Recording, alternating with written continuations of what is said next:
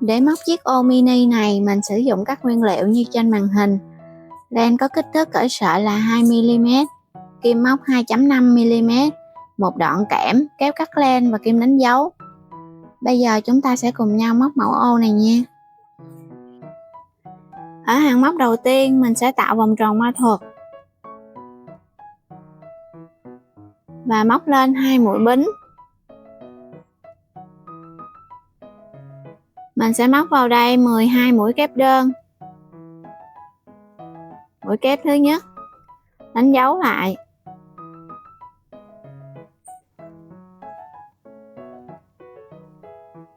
Hai, 3,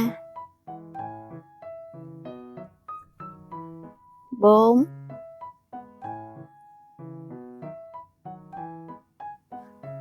5, 6, 7, 8, 9, 10, 11, 12.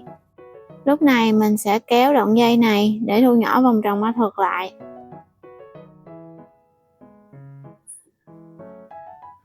Mình gỡ kim đánh dấu để móc mũi dời và kết hàng.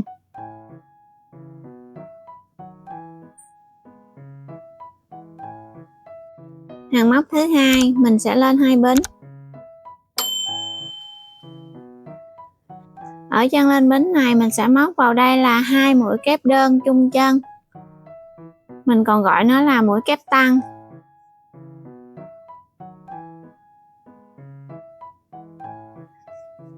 Mình sẽ đánh dấu lại mũi kép đơn đầu tiên này. Qua chân tiếp theo, mình sẽ móc một mũi kép đơn.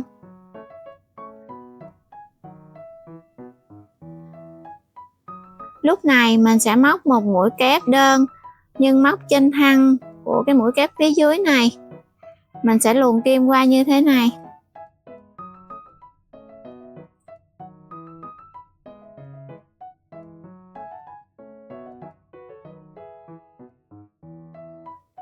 Và mũi kép này mình sẽ gọi nó là mũi kép đơn ngoặt ngoài.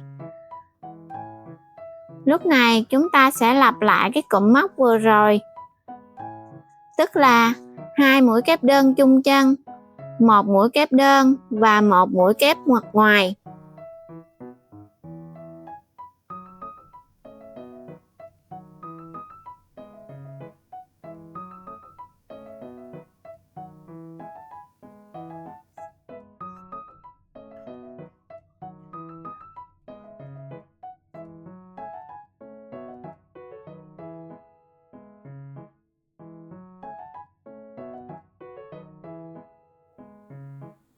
Chúng ta sẽ tiếp tục lặp lại cái cụm móc này cho đến hết hàng.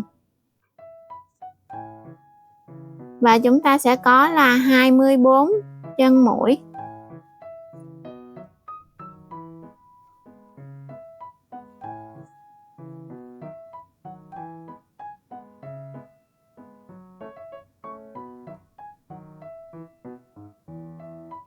Móc hết hàng móc thứ hai, mình sẽ gỡ kim đánh dấu và móc mũi dời để kết hàng. Hàng móc thứ ba, mình lên 2 mũi bính. Ở chân lên bính này, mình sẽ móc vào đây một mũi kép đơn.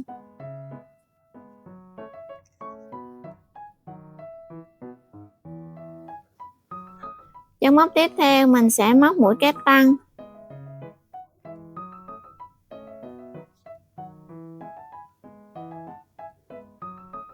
Chân móc kế bên mình cũng móc mũi kép tăng.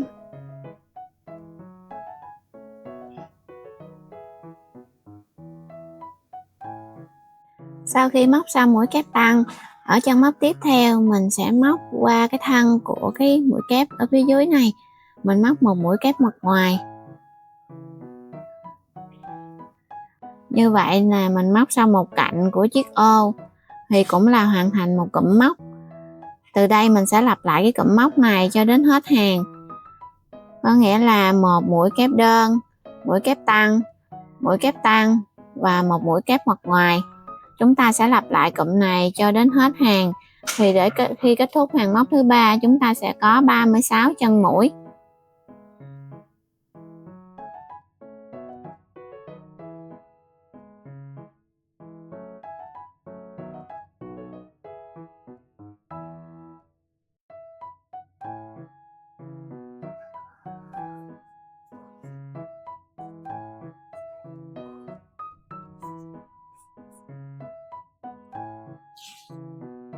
Hàng móc thứ 4 mình sẽ lên 2 mũi bính, và ở hai chân móc lần lượt mình sẽ móc mỗi chân móc là một mũi kép đơn. Mũi kép đơn đầu tiên, mũi kép đơn thứ hai, mình sẽ đánh dấu lại. Tiếp theo, hai chân móc tiếp theo mình sẽ móc là 2 mũi kép tăng.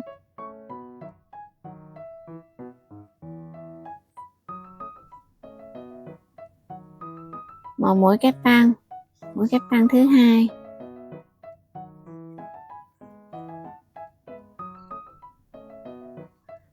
Qua chân móc kế bên mình sẽ móc một mũi kép đơn.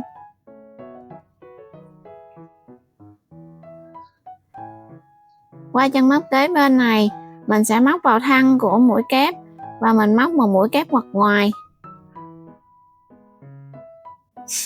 Như vậy chúng ta đã hoàn thành xong một cụm móc. Mình sẽ lặp lại cụm móc này cho đến hết hàng. Nó bao gồm 2 mũi kép đơn, 2 mũi kép tăng, một mũi kép đơn và một mũi kép ngoặt ngoài.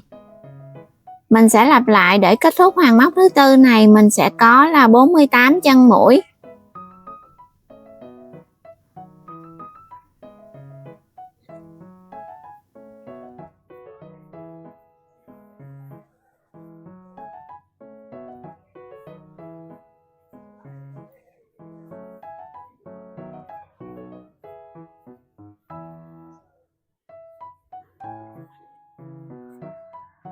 Hàng móc thứ 5 và cũng là hàng móc viền của chiếc ô này, mình sẽ lên một bính. Ở chân lên bính này mình sẽ móc một mũi đơn.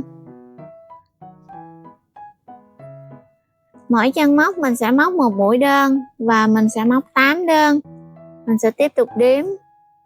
Mũi đơn thứ hai, 3, 4, 5, 6, 7 và 8. Lúc này mình sẽ lên 2 mũi bính.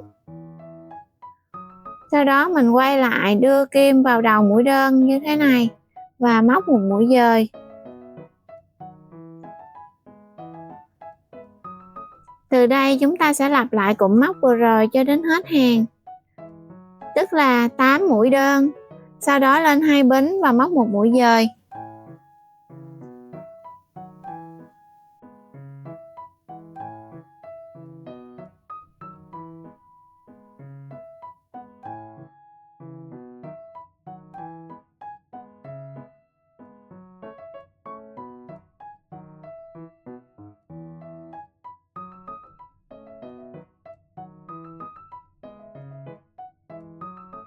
Khi mình móc đến cụm móc cuối cùng, mình sẽ gỡ kim đánh dấu và móc mũi dời qua đây để mình kết hàng. Kéo len ra và cắt len. Xỏ vào kim khâu len và mình sẽ giấu cái đoạn len thừa này đi.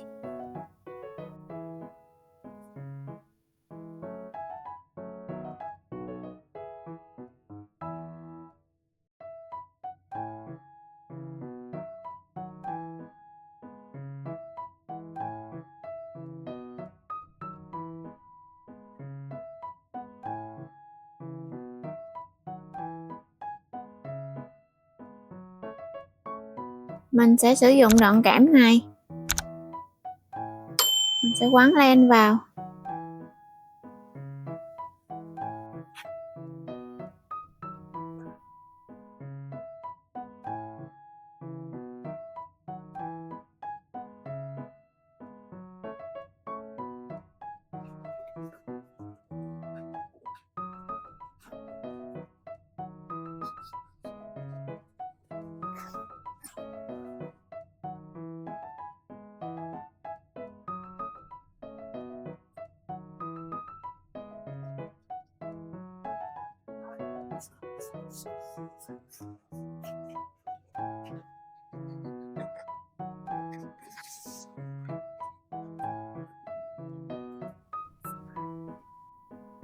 Sau khi mà mình xỏ nó qua được như thế này rồi thì mình sẽ tiếp tục quấn len.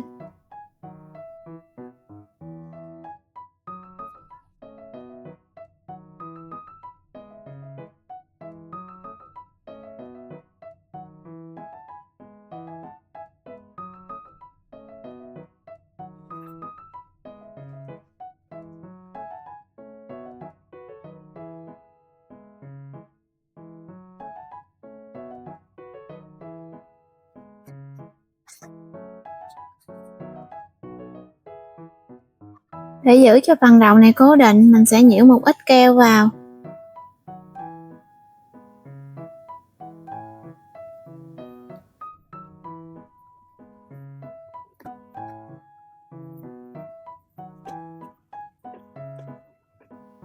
Đoạn dưới này mình sẽ dùng kìm để bẻ nó cong một tí.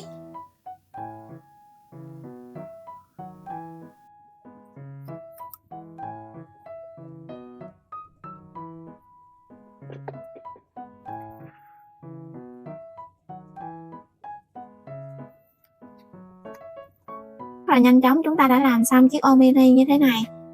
Cảm ơn các bạn đã xem hết video và cùng mình móc len ngày hôm nay. Chúc các bạn móc len vui vẻ và hẹn gặp lại các bạn trong những video sắp tới. Chào tạm biệt.